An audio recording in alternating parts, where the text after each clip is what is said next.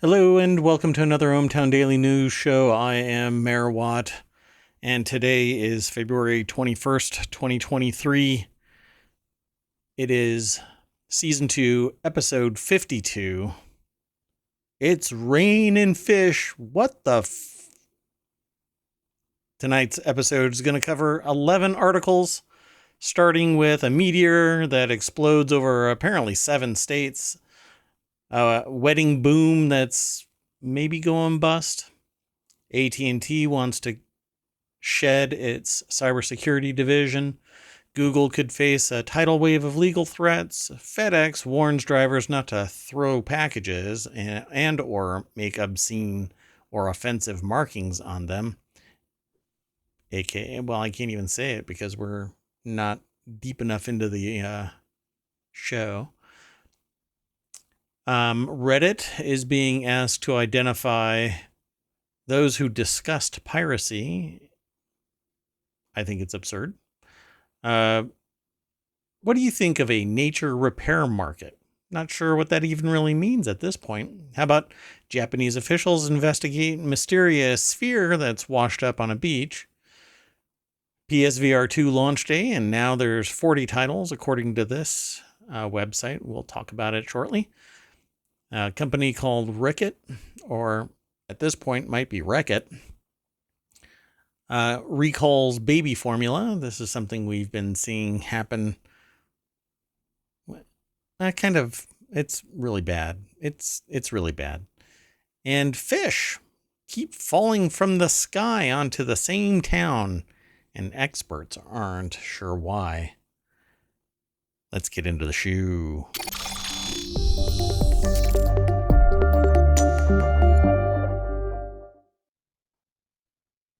Did that looked weird.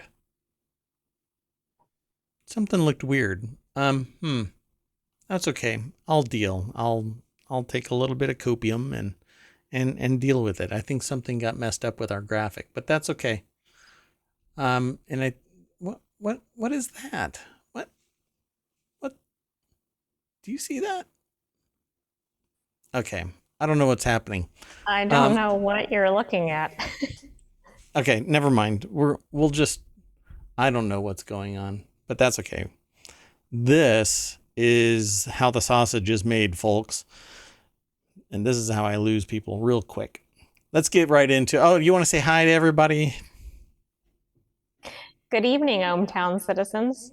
That's the AI from on high. Visualizer is going quite well while everything else is burning down around us. I am Mayor Watt. That is ohmTown.com. It's a news aggregation site, gathers up a bunch of news, throws it into 6 categories and then 50 channels underneath it, all of which I want to bring to ohmTown. If you are interested in hosting or co-hosting, all you have to do is get in touch with the mayor. It's really easy. Just send an email to mayor@ohmTown.com. And maybe we can get you on board and you can take this spot for a little bit. Once a week, 1 hour, once a week. Not that big of a deal. Now it's all about how interesting you are and how interested you are in a topic. Got 50 of them right out of the gate. Can even change them if you're interested. Get in touch with me, the mayor of ohmTown. That was all one breath. Yeah. Let's get into the articles. It's funnier, folks, when you realize that the artificial intelligence that monitors the goings on in ohmTown is sending me status messages, but is completely silent, even though we have a vocalizer and a visualizer so that we have the ability to communicate over the, never mind. So some things are better without a response. A picture is worth 1,000 words. Yes. So a meteor fireball explodes over 7 U.S. states in a green pulsing ball of light. I thought that it was maybe a Chinese space laser, but maybe not. Is that what you thought too? I definitely went there. I mean, anytime you see green and light recently, it's got to be lasers. That's true. Chinese space lasers. And later on, we're going to see, well, we haven't been able to figure out yet if it's a Chinese space ball or a Japanese ocean ball. We don't know yet. But anyway, a spectacularly bright meteor soaring across the sky on Sunday night was caught on cameras across the northern U.S. and Canada. Every time you read a little bit deeper into an article, you find out a little bit more.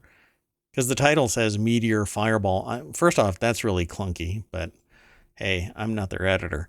Meteor fireball explodes over 7 U.S. states, but then in the article it says northern U.S. and Canada. Guess you can't Right. put So is that in it there. 7 states plus Canada, or I don't know. Yeah, not sure either. Jess Thompson over at Newsweek put this together. Before I get too deep into this, though, I'm going to throw this over into the chat. So those of you who are over in the chat can follow that link. By the way, you can go over to ohmTown.showbot.tv, vote for your articles. They are there already. Today's episode is probably going to go up immediately after over on YouTube, and maybe it depends on how fast processing is done, but I'll try to get it into the podcast early. I know that some people like to get it earlier than later, and I've been posting them a little bit late, so this is my comeuppance. I'm going to try and get it out faster. Anyway, back to the Newsweek article. And Jess Thompson is the author of this. There's a video. I have it muted, so I won't get in too much trouble. And here's, wow. I want to believe. Wait, what? That was a weird recording. That's pretty cool. Those look like doorbell cam recordings or something. Yeah. It's pretty neat. Aliens are landing. They're inflating their balloons, and then we're going to blow them up. So, again, this is over in newsweek.com. So definitely swing on by. You can follow the link. It goes through ohmTown. Then you take a left, and you go over to Newsweek, or a right. I'm not sure. You'll see it when you get into ohmTown. Reports of the fireball came from 197 residents across Illinois, Indiana, Michigan, New York, Ohio, Pennsylvania, Wisconsin, Ontario. Okay. That's not a state. Well, no. Not a U.S. state. But there are 7 states plus Ontario, I counted. Wait, Wisconsin isn't a state? Yes, it is. No. That's just one of the lies that academia has sent into my brain. Videos taken across the region show the fireball falling through the sky, flaring brightly before fading into darkness, which is essentially my career. It's too easy. It's just too easy. There's a quote here that's really neat. My 8-year-old son also saw it. And it was so bizarre it scared him, wrote one observer in Indiana on the American Meteor Society website. It's sad that they were scared by it, but hopefully they recovered quickly, and the parental unit or whoever is taking care of this 8-year-old says this happens periodically, and you get to see it sometimes. It's really neat. And sometimes it comes crashing down into your own backyard, and then you have a meteor. You actually have a meteor. You can actually hold it, and it's from space. It's pretty neat. I would love to have one, but it has not come to pass. Another quote is, "It was awesome, and now I have so many questions. My husband thought he smelled ozone a few minutes after seeing it, but I didn't smell anything," wrote another in Ontario, Canada. That might be just mental. Not mental in the bad way, like mental, it's just a figment of your imagination.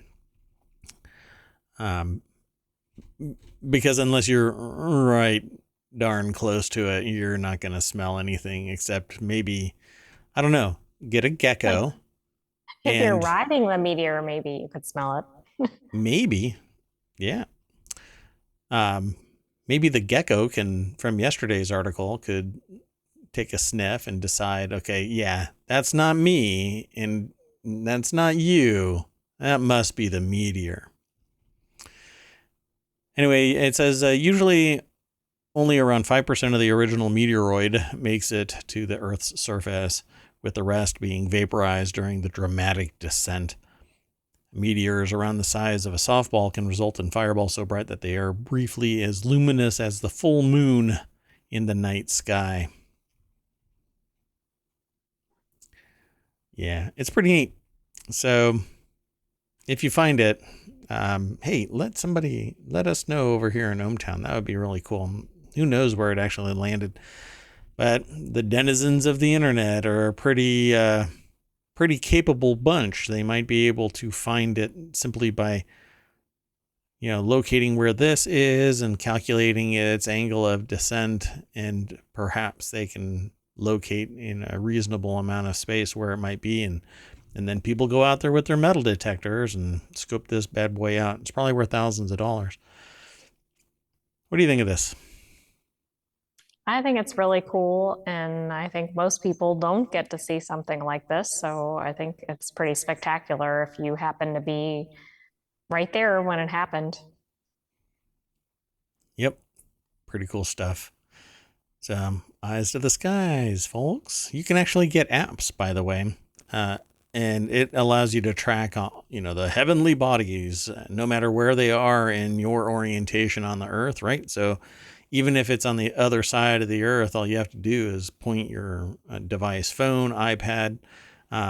If it's an Android device, there's Android equivalents of the same thing for iOS, blah, blah. And you just angle it down and you can actually see where some things are, not necessarily a meteor, only because it's pretty spontaneous. You just don't really know where they're coming from, and then they show up. But some things, like the Leonids, we pass through them periodically, and so those are actually tracked. You can actually see them coming or going depending on where we are. Pretty neat stuff out there, folks. Let's move on to the next article. This next one is over in the Hatch Ideas channel, and it's titled "The Wedding Boom is Winding Down, but Inflation is Still Driving Up the Cost to Say I Do." And I kind of got thumped earlier today when I said, "So run." But that's not part of the article. The average cost of a 2023 wedding is expected to be $29,000, as vendors say inflation is forcing them to raise their prices, according to data from Zola. This is an article over at CNBC. Gabrielle Fonrouge. Man, that, if anybody's going to be writing about this topic, that is like a very big name, Like, I just picture somebody just grace and poise.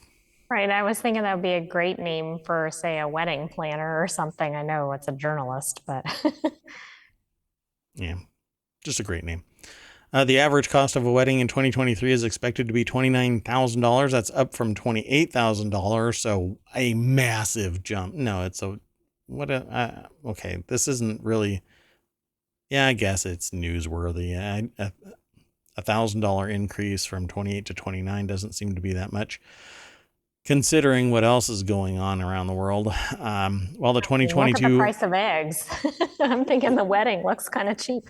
Exactly. What's in the center of the tables this year, right? It's going to be a nest with a chicken. People are going to be taking it home. While the 2022 wedding boom is now winding down, a survey of vendors found 77% are raising their prices this year because of inflation. I bet you if you ask, it's going to always, when you start peeling back the layers of the onion, you end up looking at gas prices. I know that I harp on this often enough, but it isn't because of federal taxes either. It's states, and it is the providers of gas. It's the gas and oil companies that are driving all of this up. Catering and other services are labor intensive and are seeing stiff increases, according to one wedding planner. Yeah, people got to eat. So let's see here. In 2019, before the COVID pandemic created a congested wedding market, that number was closer to $24,700. Now that is the price difference that I'm looking for. Pre-pandemic, post-pandemic. Jumping from $24,700 to $29,000 is a significant bump. I mean, it's what, 20%? In a January survey of about 300 wedding vendors, 83% reported the cost to run their business will increase in 2023, and 26% reported the cost of goods have gone up and 17 have said that couples have smaller budgets for services. Yeah, because lettuce and eggs and meat and rent and or mortgage, getting a car loan, saving up so that your kid can go to a private school, because who knows what's going to happen with public education in the future. Oh, I'm spiraling. Save me. More than 77% of vendors surveyed said that they're going to raise their rates. I think it's a bummer. But it is arguably once in a lifetime. So if there's going to be something you're going to splurge on, figure it out with the other person and make sure that it's important enough to both of you to actually invest a car's worth of ownership, right? I mean, $30,000 is a car, for crying out loud. Or a good down payment on a house. It's a lot of money. $30,000 is a lot of money. And you're about to spend it on a day, and not every significant other, fiance or what? My brain just shut down. Are each person the fiance? Yes. So your significant other may not care for a big day, but parents might lean into you if you say, well, you know what? We're going to run away. You might get your butt kicked on the way out, but you can still be the adults and choose your fate. But 30 grand, tell everybody, hey, you know what I'd rather have? 30 grand. So I can sock it away in some stocks. And I'll promote, don't get into, plastics and, petroleum product stocks. They're doing really horrible, stuff to the ecosystem. So, okay. So, couples held more than 2.6 million weddings in the U.S. last year, according to Emily Forrest, Zola's director of communication. That number is coming down in 2023 as backlogs related to the COVID pandemic start to clear. So everybody was kicking the can down the road and jam-packing and jamming up the whole flow of, you run in, you say, am I really going to do this? Yeah, I'll say yeah. And then you walk out, and forever look back over your shoulder like, did I just say yes? Did I just say yeah? Oh, I said yes. And yes, the AI is sending looks to Mayor Watt. You know what? I'm going to move on. The next article is over in the Hatch Ideas channel, and it's AT&T seeks to shed a cybersecurity division. According to sources that are speaking to Reuters, AT&T Incorporated, the second biggest U.S. wireless carrier, is exploring a sale of its cybersecurity division, potentially undoing its acquisition that it completed just 5 years ago. And look, just like those marriages,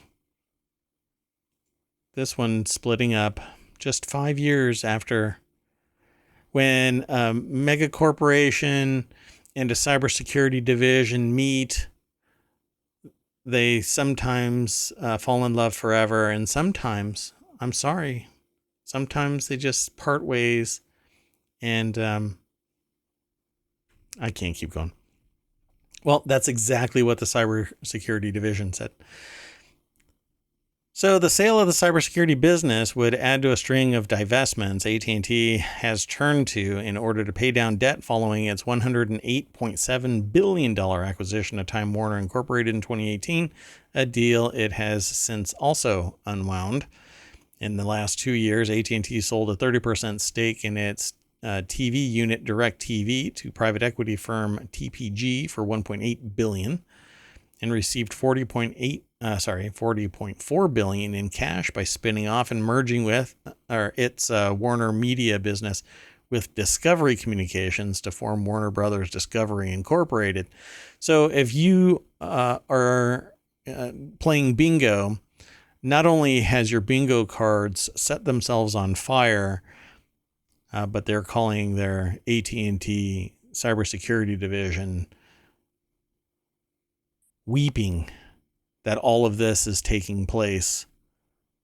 Nobody knows what's happening with Warner Brothers Discovery Incorporated. DirecTV is always increasing. It's pretty much every year it's going up $5. The bill, even us early adopters who went through hell, some of us went through hell to get into the internet-based DirecTV instead of the satellite, because I'll be honest, folks, satellite just kind of sucks. Yeah, I mean, it's good for its intended purpose, which is not sustained long-term communication during a storm. How about that? But it sucks during most times, just not high speed enough. At any rate,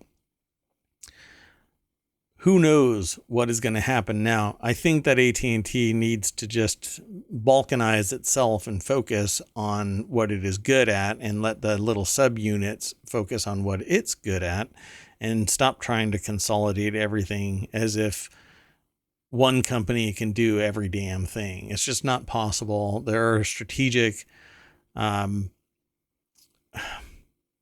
areas that organizations are good at. And not every company is good at capturing some segment and maximizing its strategic advantage. I don't think AT&T is good at this. So I think AT&T should just stick with telecommunications. And now we lost AT&T. And also Warner Brothers, Discovery Inc., DirecTV, all these companies. Right. Warner Media. Yes. Barclays, because they're working with Barclays. We can go down the list, folks. I'm pretty much... Alien Vault also, which is the cybersecurity business. Okay. So I quit and I'll see you later. Bye. Just kidding. I'm here forever, folks. So there's not really much to say other than the fact that this is the latest thing. Cybersecurity division is being broken off, and the relationship just didn't really, succeed. That's just what happens. Sometimes when a mega corporation and a cybersecurity company meet, they part ways rather quickly. Let's move on to the next article. I'm not sure if this is what people want or not at this point, but I'm doing it anyway. So this next article is in the Daily News Show. Google could face tidal wave of legal threats after Supreme Court ruling. This is where things start impacting all of us who are consuming information and posting things on social media. And safe harbor provisions and law and the executive suite and administrators and services that are being provided via the internet and all kinds of things are about to get, well, let's just say we are on the precipice and we are peeing off into a ravine. And we're about to get the biggest gust of wind, and the splashback is going to be horrible because this Supreme Court is about to make a ruling on, well, can services be culpable for their algorithms? Google could face tidal wave of legal threats after Supreme Court ruling. Thomas Kika over at Newsweek.com put this article together. And it says A forthcoming decision from the U.S. Supreme Court could have massive ramifications for legal liabilities regarding the internet, possibly resulting in a wave of legal threats against companies like Google, not just Google. As of Tuesday, the court is now hearing oral arguments in the case of Gonzalez v. Google, the family of Nohemi, I guess, Naomi? No, I'm not sure how to pronounce their name, Gonzalez, is suing YouTube, the massively popular video sharing site and subsidiary of Google, after the 23-year-old college student was gunned down by ISIS-affiliated gunmen in a Paris restaurant in late 2015. And the family has argued that YouTube's recommendation algorithm serving ISIS content effectively acted as a recruitment tool for the terrorist group, violating U.S. law. I think that I have a hard time with this because it is very subjective. You have to already be prone to the radicalization of messaging like ISIS content. So I don't know if this, obviously it's going before the Supreme Court, but there might be an agenda in doing so, because there are people in positions of authority that are trying to hobble online communication, because you can get a message out really fast when you have the ability to strike up a camera. Oh, look what I'm doing, and talking to people, and then pushing it over to YouTube, and then pushing it over to a podcast and streaming it here on Twitch. I can reach a large audience. Now, my audience isn't particularly massive, but there are people that command 100,000 people to show up to watch them play games. Likewise, there are wingnuts out there that are looking for content to kind of, what do you want to say? Prime their pump, give them a little endorphin rush because they are watching some hate-filled screed about this or that, and in this case, it's a terrorist organization, but that person was already primed to act. I think it'll be tough without the agenda in place. Well, SCOTUS's decision in the case would impact the fate of Section 230, a provision in U.S. law passed in 1996 that protects internet platforms from legal culpability related to the content that individuals share on them. If Section 230 gets overturned, no content can get posted anywhere for fear of liability for something as level-headed as me making the statement that, no, I don't think that it should be overturned. And because somebody has an agenda and doesn't like that statement, suddenly I'm the bad guy. And pitchforks and torches and aluminum hats, tinfoil hats pop up, and people start vilifying me because I don't necessarily agree with it. I think individuals should be held accountable for the stuff that they provide, but society is what does that. The reason why anybody can post anything anywhere and it still gets an audience, even though it's hate-based, is because we as a society have emboldened people to promote and speak hate-filled screeds about either LGBTQ or another race, just the color of somebody's skin. You don't even know where they're from, who they are, what they love, what they don't love, what they do for a living, how much of an asset they are to society, et cetera, et cetera. But if this were to get overturned, anything can become charged politically and then weaponized against the person who could be talking from a moderate position, not extremist in any way, but simply because somebody hates what that message is. Suddenly, litigation abound, not just Google, because Google will pass that on. This will affect all major internet platforms, all social media. I mean, I'm not trying to overstate this, but this decision could drastically change the way we operate online. So the attorney for the Electronic Frontier Foundation wrote, if the Supreme Court limits Section 230 immunity based on how online platforms display or prioritize user-generated content, that would effectively eviscerate the immunity altogether. To mitigate this new legal exposure, platforms would take drastic steps to censor user speech or alter the services they provide to users. This attorney named Sophia Cope, a senior attorney for the Electronic Frontier Foundation, wrote in a statement to Newsweek. So I won't continue reading this all verbatim. I think it's important for you, from your perspective, to go and read the material yourself, and then come and talk here in ohmTown about it. And we do this every day, 9 p.m. Eastern, for about an hour. But it's also over on YouTube. You can interact there. It's a podcast. You can interact there. You can go to ohmTown.com, become a citizen, and interact there as well. There's also a Discord. That is a link as well from ohmTown. And the show notes and try to be everywhere. And you can get the podcast anywhere, pretty much anywhere. If you know of a place where you can't get it, let me know, and I'll make sure that it starts getting presented there as well. And others continue on. Google's general counsel says that it goes beyond just Google.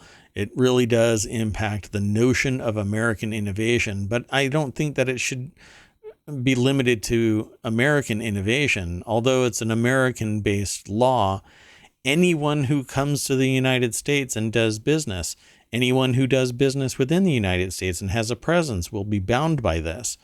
If you have a server in the United States and you're from another country, you're bound by U.S. law. Just like we have to abide by Chinese law when we provide a service into China. If we want to do business there, we have to have a domestic presence there. We have to have a strategic partnership with a company that basically sponsors the business, unless we have enough capital to spin up there and make a presence.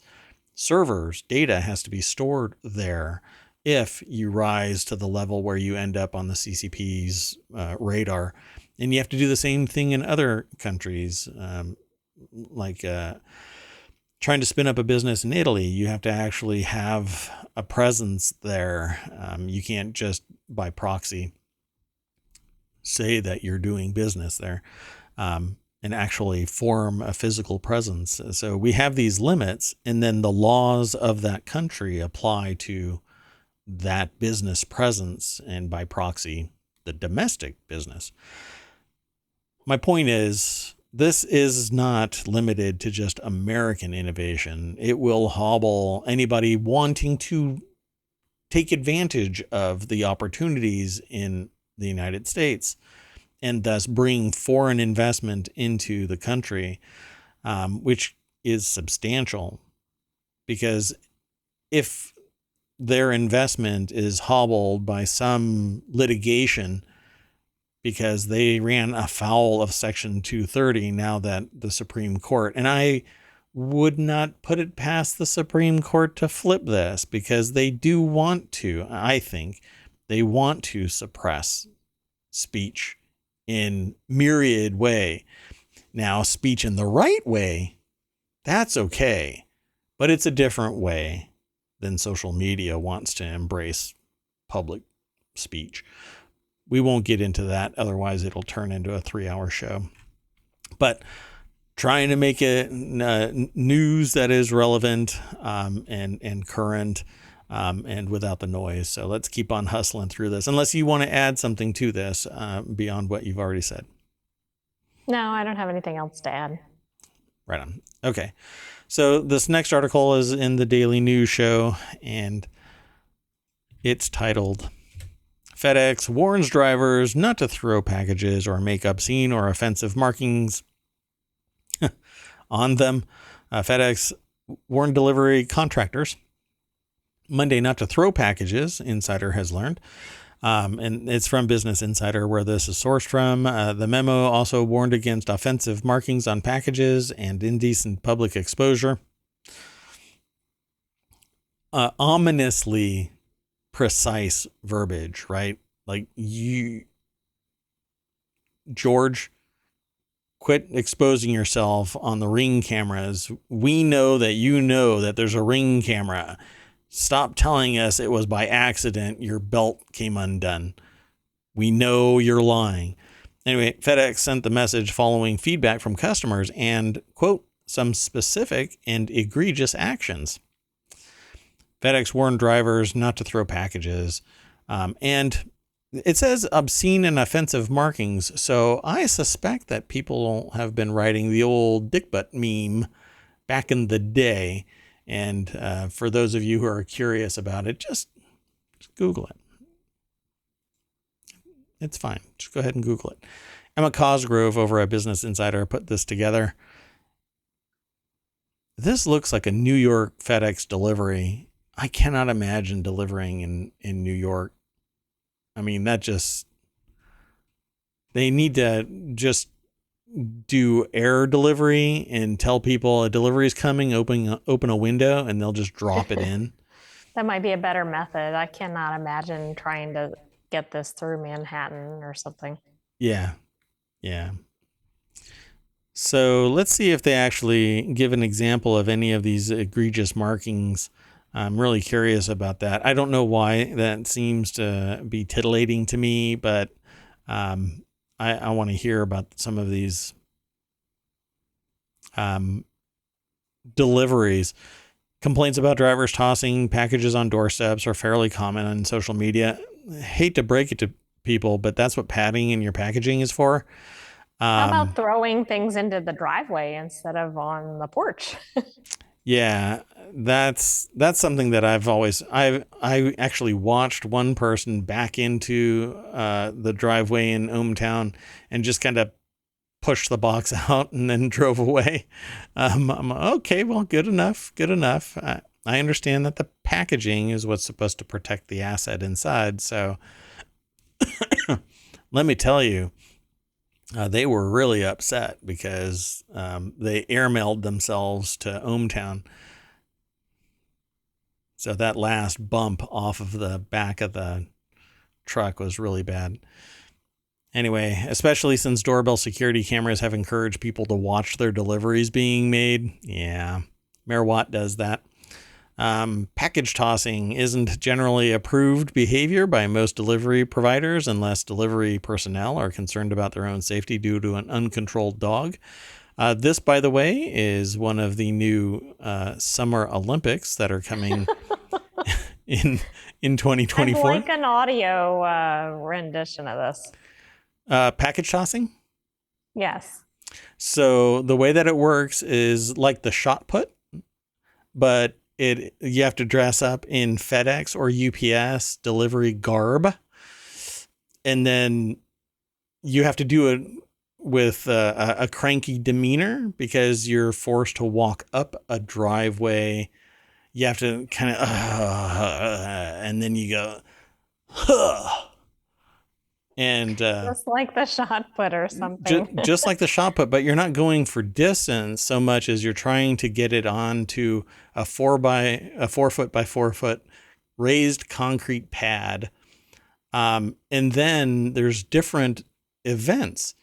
So there's the dry heave, and then there's the soaked toss where you're drenched in the rain. And then there's a parkour version of it, really, but you're actually running away from a dog and you have to still deliver the package. So it says it's easy to think these incidents won't happen, but they do, and they tarnish the FedEx brand and put business for service providers at risk. All right. Oh, ohmTown recently had a delivery where ohmTown residents were told to secure their pets for the delivery. Oh, right. That one was interesting. Yeah. And then a follow-up notice saying it was delivered. So, and in both times, I know that the resident of ohmTown believed that it was a phishing attempt. I don't know. Maybe security is a little too tight in ohmTown. Let's move on to the next article before we get in too much trouble. Before Mayor Watt exposes himself, and you don't want Mayor Watt exposing himself. So this next article is in the Word in Law. You'll see these little logos now. These are actually temporary. I will replace them as soon as we get some artists working on the logos for the groups. The shows are actually going to have individual artwork. Reddit should have to identify users who discussed piracy, film studios tell court. Film studios that filed a copyright infringement lawsuit against a cable internet provider are trying to force Reddit to identify users who posted comments about piracy. The lawsuit was filed in 2021 against cable company RCN in the U.S. District Court in New Jersey by Bodyguard Productions, Millennium Media, and other companies over downloads of 34 movies such as Hellboy, Rambo 5, Last Blood, the musical. It's not a musical. Tesla and The Hitman's Bodyguard in an attempt to prove that RCN turned a blind eye to users downloading copyright movies. So this goes back to what we just got done talking about. I need to do something real quick. Let me copy that into the chat. So there you go.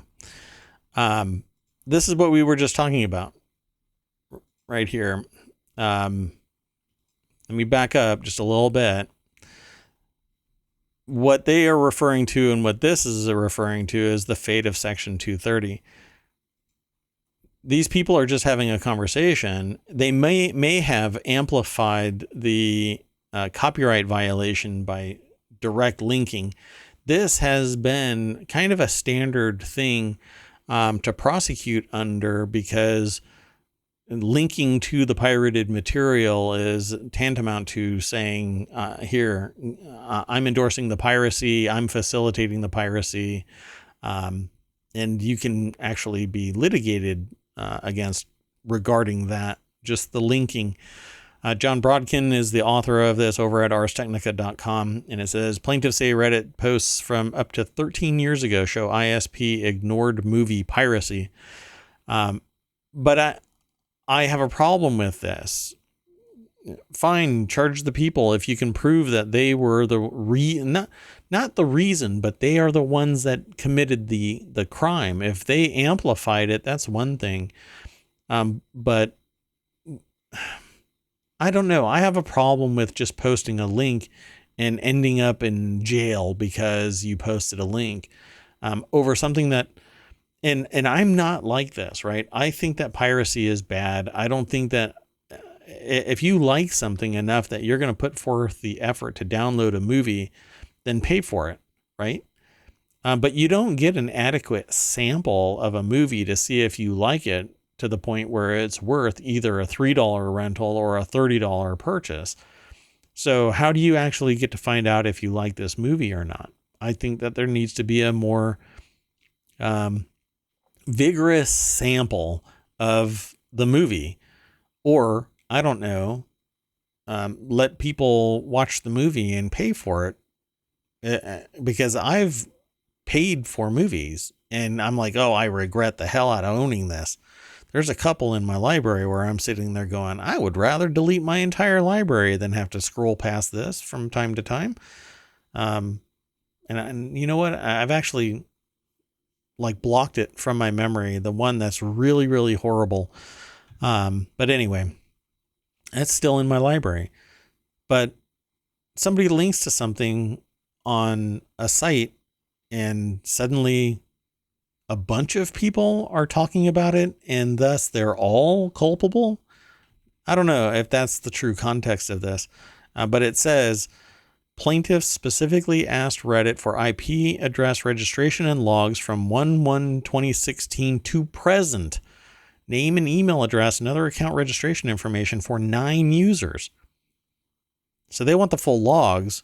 So they're going to find additional people that maybe they can, on the tertiary edge of this, maybe go after additional people. Reddit's response provided at least some information about one user, but no information on any of the other 8. According to the film studios, Reddit argued that the requests for identifying information associated with the additional 8 accounts are more in the nature of a phishing expedition and are neither relevant nor permissible under the First Amendment.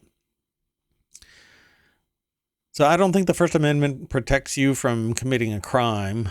You are still held responsible for, like, you can, and first off, I don't think the First Amendment applies at all, but I don't think that the other 8 should be held accountable unless there is something that's directly linking a human being to information that violated copyright, to the point where sending an email to them, like, give them a chance to remove the links, because you really should. In all of these cases where something is used without permission, it may be that they're just young and they don't know about it, or it's a temporary use and they're not distributing it for profit. But I'm not normally like that. I would sit there and say, well, what you really need to do is just take down the links, right? Terminate the accounts, take down the links. That's it, right? Nobody needs to go to jail. But when you look at the other side, they're not paying for something, they're consuming it. That stuff adds up. If 100,000 people download, a totality of these things, and they're $20 a piece, you're looking at $2 million like that. So I don't know. It's a significant concern. And I certainly don't want anybody to be pirating movies, music, books, etc. So we'll see what happens with this. The film companies last week filed a motion to compel Reddit to respond to the subpoena in U.S. District Court for the Northern District of California. The latest filing and the ongoing dispute over the subpoena were detailed in a Torrent Freak article published on Saturday. So everybody's talking about this kind of stuff. Apparently there's a Reddit user called RCN Fairly Lax 8 years ago. For example, the filmmakers want to identify Reddit user Shakira Fan because the user once wrote that RCN seems fairly lax. I looked up before I switched and had little trouble. The motion to compel describes the subpoena dispute as follows. And 8 years old and therefore well beyond the 3-year statute of limitations we understand applies in this matter. They're going back 8 years retroactively trying to punish somebody and, rub a cat's nose in their pee, as if that actually is effective anyway. All that does is piss people off. It it needs to be resolved in a different manner. Definitely not one that goes back 8 years or even 3 years. If you want to defend the product, then you're going to have to be a little bit more interactive. Waiting for bots to pursue it, just, I don't know. And I don't even know what the full nature of this discovery was. Somebody decided to go scrolling through links deep into Reddit, because 8 years of history in Reddit is reaching back to the dawning of Reddit. I mean, it's pretty darn close to the beginnings of Reddit. Yeah, I don't know. Reddit has not identified any potential harm to these users by disclosing the information, the motion said. Plaintiffs are not seeking to retaliate economically or officially against these subscribers. Rather, plaintiffs just want to discuss the comments the subscribers made and use their comments as evidence that RCN monitors and controls the conduct of its subscribers. What? That makes no sense. They're going after these people so that they can tell RCN, hey, you need to police your users. Yeah, this should be just thrown out, because it's not up to RCN. RCN has safe harbor. user saying and doing things are exempted because of safe harbor, and safe harbor is section. Let's go back. Let's just remind 230. everybody. The SCOTUS decision in the case would impact the fate of Section 230, a provision of law that shields internet platforms from legal culpability related to content that individuals share on them. And it isn't even on RCN. It's on Reddit, which isn't on RCN. Yeah, this seems like there's a standing issue or something. Like it's just not, it's too many layers removed. Yeah, if you're gonna, this is absurd. It's absolutely absurd. Showed the ISP ignored internet privacy. Or movie piracy. I'm so sorry. I'm mumbling my words now. The ISP isn't going to stop a user from using some third-party site. This is just twisted. It's so wrong-headed. So I'm going to move on. The next article is over in the Mobile Channel. Would a nature repair market really work? Evidence suggests it's highly unlikely. I need to ask if the AI is okay. Oh, yeah. Okay. Got it. So would a nature repair market really work? Evidence suggests it's highly unlikely. Why should governments do all of the heavy lifting to arrest the steep decline of many ecosystems? Endangered species live on private land too, so why not give farmers and landholders incentives to work or to look after them and restore habitat? Thus, the creation of, how do they call it? A nature repair market. So framed like this, it's easy to see the appeal of nature repair markets. Harness private money and direct it towards rescuing nature. No wonder the Albanese government is forging ahead with its nature repair market bill and seeking public submissions. And if it becomes law, landholders will be able to gain tradable biodiversity certificates for projects that protect, manage, and restore nature. What do you think? I'm not quite sure I get this concept. Like, what are they, other than, of course, preserving the environment, like, what is there some sort of tax benefit to this? I don't really Well, get you'll the get money, you'll concept. get support from the government, you'll get resources so that you can facilitate protecting nature. And they mentioned one thing right here. It sounds beautiful in theory, carbon credits, but for nature. The idea has a poor track record in practice. Other offset markets have been easily gamed. Ensuring integrity is costly. Policies with teeth, like banning land clearing, stronger environmental laws, are much more likely to work. Hence the reason why we have very costly, time-consuming, and expert-driven environmental impact surveys if we want to do something so much as lay a foundation or put a road down or expand your driveway by a few feet. So where did it come from? It's not a wholly new idea. Labor's plan is based on a repackaged and expanded Morrison government biodiversity stewardship program originally targeted at farmers. So, you throw enough money at it and people will be interested in it, but you're always going to have some bad apples spoiling the whole bunch.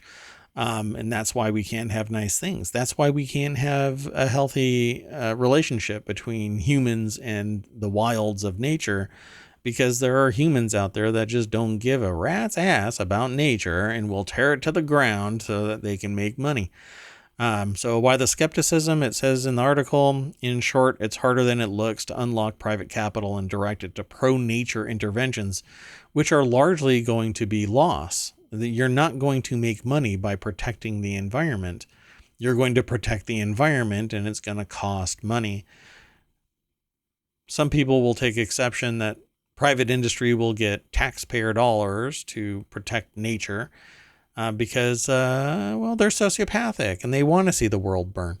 At least that's my take on it. And maybe it's a bad take ultimately, but they talk about the three different reasons for their skepticism: money, demand, and effectiveness. But I'll let you, dear reader and viewer, go over to phys.org, where this article is found, and it's written by Young N. Chi from The Conversation, which is both a website and a podcast and works pretty hand in hand with phys.org.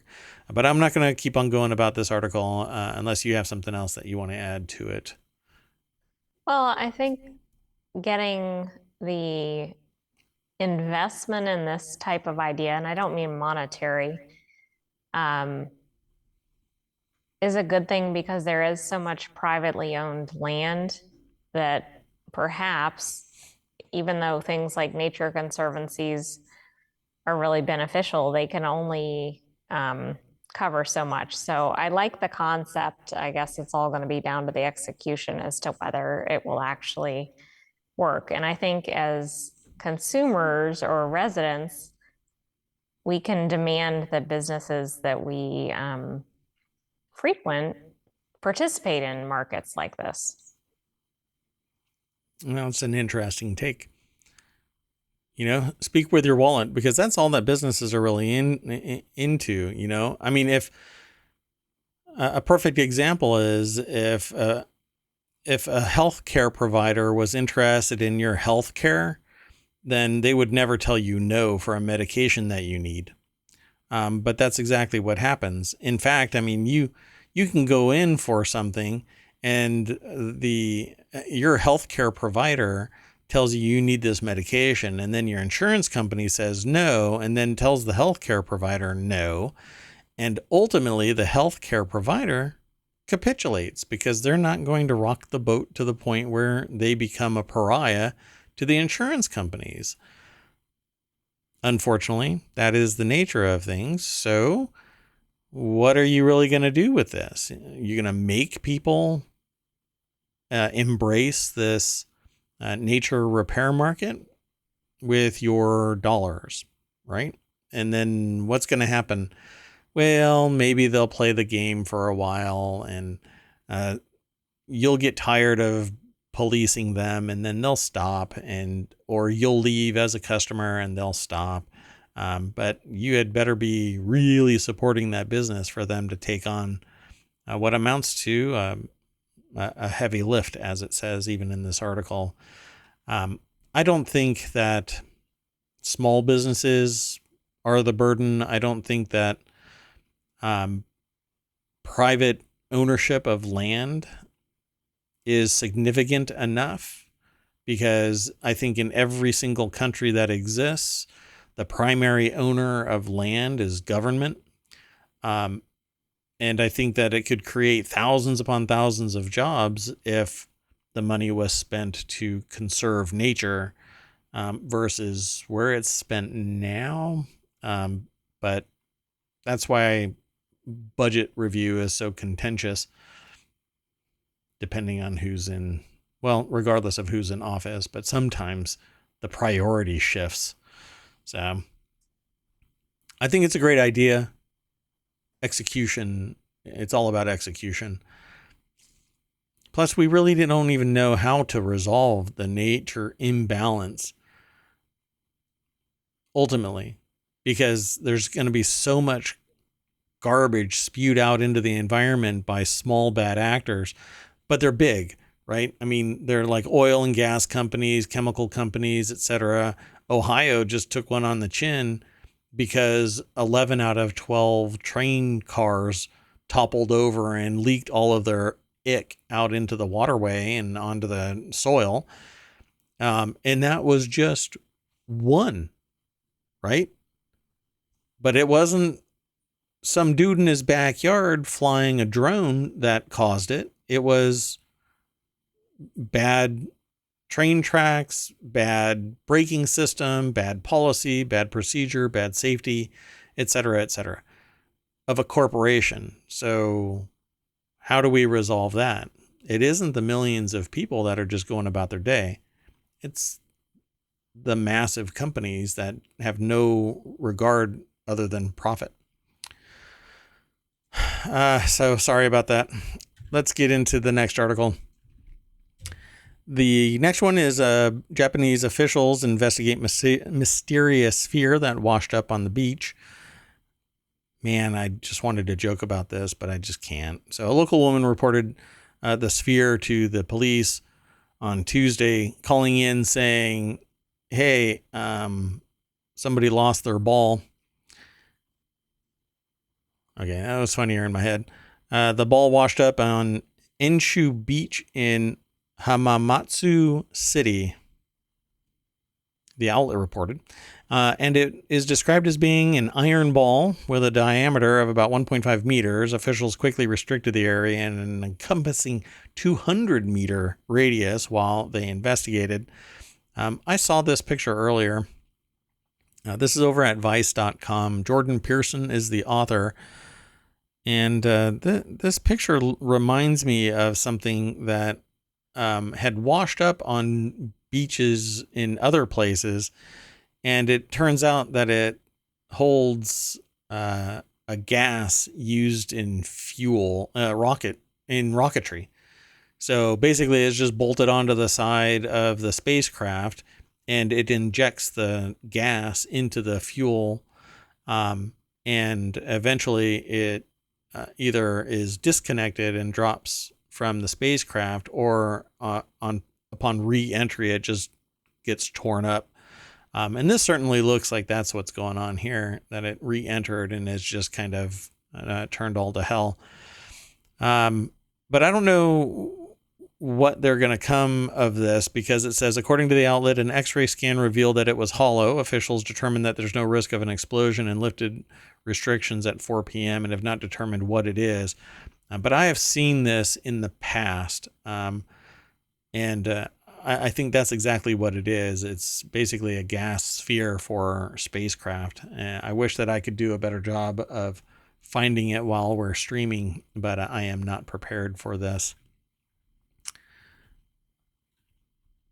Let's see. Yeah. I won't linger on this article. So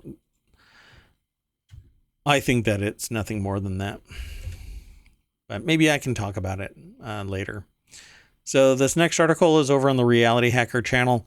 PSVR 2 launch day games now include 40 plus titles, and an updated list is provided by Road to VR. You should go over there, roadtovr.com. I'm really into virtual reality. I would love more wireless headsets from competitors to the likes of Meta. And others. PSVR, while it's no slouch in VR technology, I don't like that you have to be in the PlayStation ecosystem. I'd rather have something that is everywhere, but it's up to the developers to provide these games to everybody. So I totally understand that, but I want more competition. I want more wireless headsets. I want it to evolve faster than it is now, but it's accelerating. So here's to that.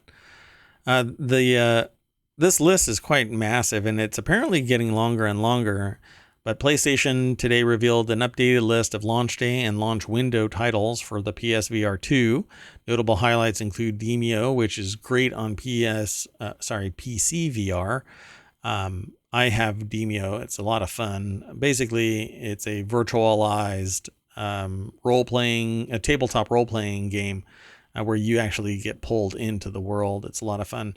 Gran Turismo 7, Horizon Call for the Mountain. I want that one for PC VR, but it's only for PlayStation, where you'll be climbing up a mountain in the Horizon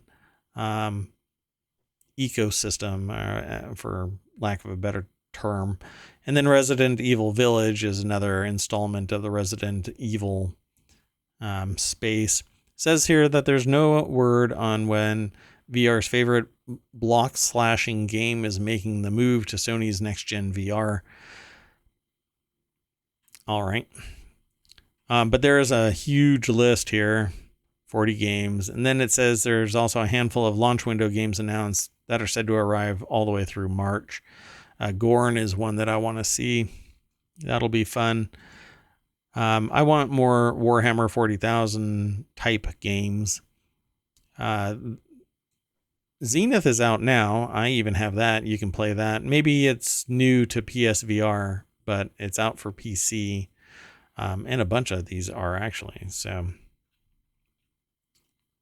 regardless, I think that any additional expansion of VR now make it cross-platform compatible, make them not be $70, make them high resolution, and for crying out loud, make me a good base building, world building game, open world game like I don't even know at this point. I just want an open world game where I can build stuff in 3 dimensions and have a storyline. Yeah, I don't know. There's some stuff out there, but I want more, higher resolution. Okay, let's move on to the next article. This is about Wreck-It, which really wrecked it. They make baby food, baby formula in particular, so it's a different level of sophistication in the production of the food. But a nutrition manufacturer named Wreck-It is voluntarily recalling baby formula after the product was possibly contaminated with Chronobacter zakazaki, I guess it's called, which is the same bacteria that caused the infections in babies a couple of years ago now, right? It has been a couple of years now by Abbott Laboratories. And Abbott is under investigation. We spoke about them yesterday. So whatever went down with Abbott is now over at Wreck-It. And just kind of sucks because little babies are going to be harmed by this. The company says it's recalling 2 batches of Pro-So-B 12.9 ounce simply plant-based infant formula out of an abundance of caution, and that all product distributed went through extensive testing and tested negative for the bacteria.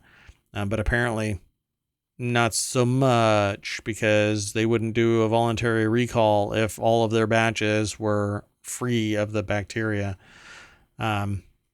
This article is over at thehill.com. Jeremy Tanner is the that's why I know this. So they say it's a company called Wreck-It, but it's called Enfamil.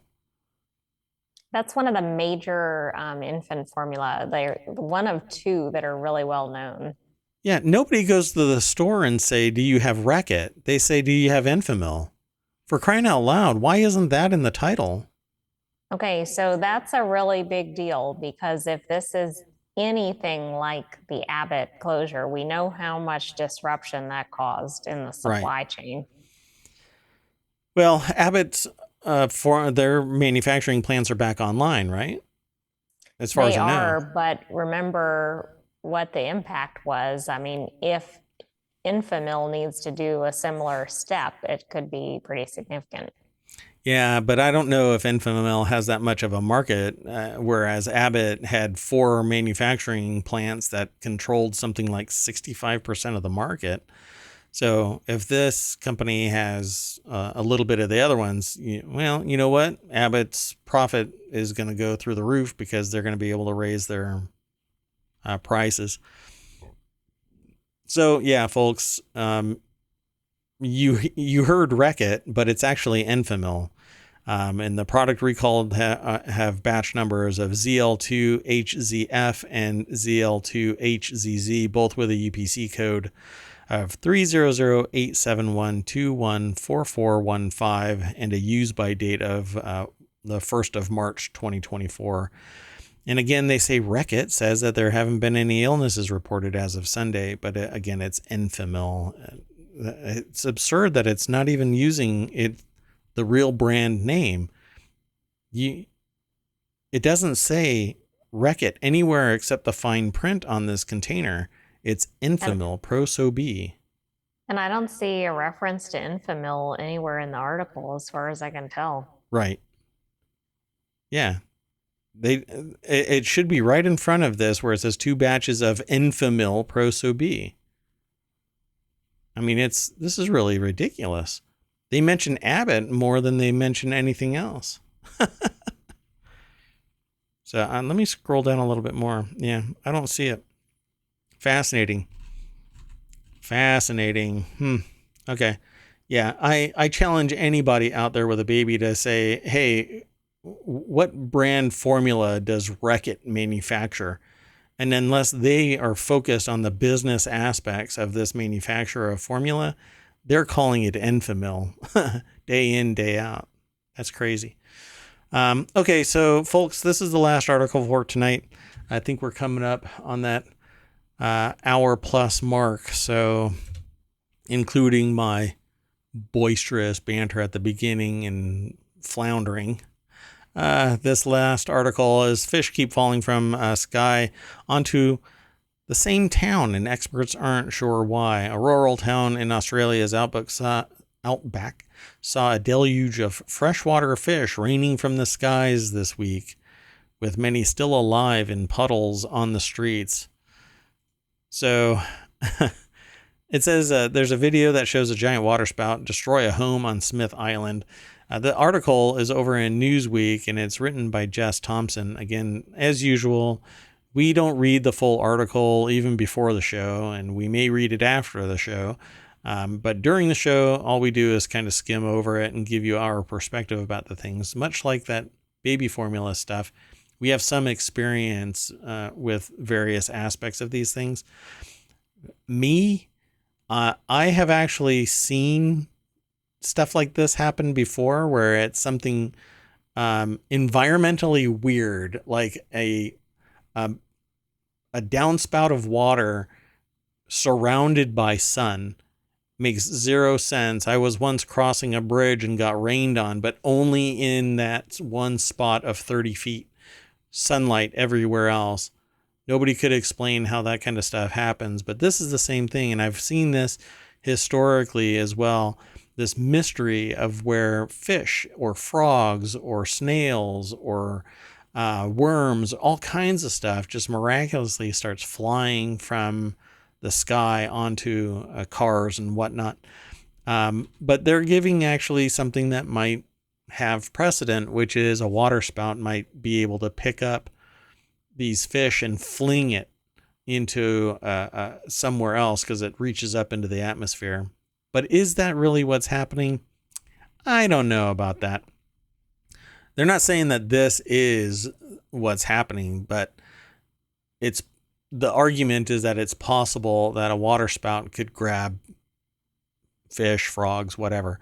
So it says the strange fishy rain fell over the town of Lajamanu, I guess it is, a small community in the arid Northern Territory around 560 miles south of Darwin.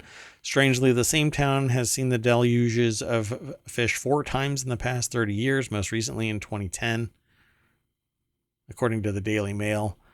So this is from the Daily Mail, but picked up by Newsweek, and now we're talking about it. And there it is. These are the little fish. It's usually these little fish too. Not really big, heavy fish. It's always these little ones like sardines. So the fish themselves, determined by Queensland Museum ichthyologist, I love that name, ichthyologist, that title, Jeff Johnson, to be spangled perch, were around the size of a child's palm, which I don't know if that is a metric measurement or not, but I've seen some pretty diminutive child hands and some pretty chonky child hands. So which... is that the child holding it? Because those are some pretty big hands. Anyway, having fallen overnight, the community awoke to find them scattered around the town, many of them still alive. Not sure the relevance of that. So spangled perch, also known as spangled grunters, that was my name in school, are one of the most common and widespread species of freshwater fish in Australia, and they can grow to lengths of 10 inches, though typically they're around 6 inches. Pretty neat, but it's been written about before, and there's a little picture of rain of frogs recorded in 1355. I've actually read about this and seen video recountings of these kind of things. All the way back to when I was a kid, there was a show called That's Incredible that actually highlighted this from time to time. It's a thing, but nobody really knows how it is happening. They just suddenly appear. Pretty typically, they just appear. You could be inside and you hear the things thudding on the ceiling or on the roof and stuff, and then you come out and it's all stopped. But there you go. Frogs or fish or whatever is sitting all over the place. What do you think? Think that could be it? I think this is yet another reason to keep your eyes on the skies. There's been a lot of odd things happening above. Quick. I would be a little shocked to see fish falling from the sky if I was outside, I have to admit. Same. Yeah, I would be a little bit worried about what the hell's going on, that's for sure. So the very end of this article, I think next time it rains, you'll just need to be out there with a net catching the fish as they fall and properly document it, according to one of the people who were interviewed. I think they go by Hammer. So what is their actual name? Michael Hammer from the Museum and Art Gallery of the Northern Territory. Curator of fishes, let's not forget that. Oh, the curator of fishes at the Museum and Art Gallery of the Northern Territory. Michael Hammer.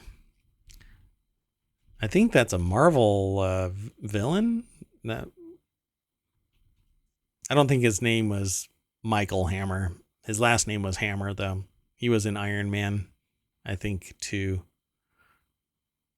I think. Maybe it was, yeah, I think it might have been Iron Man 2.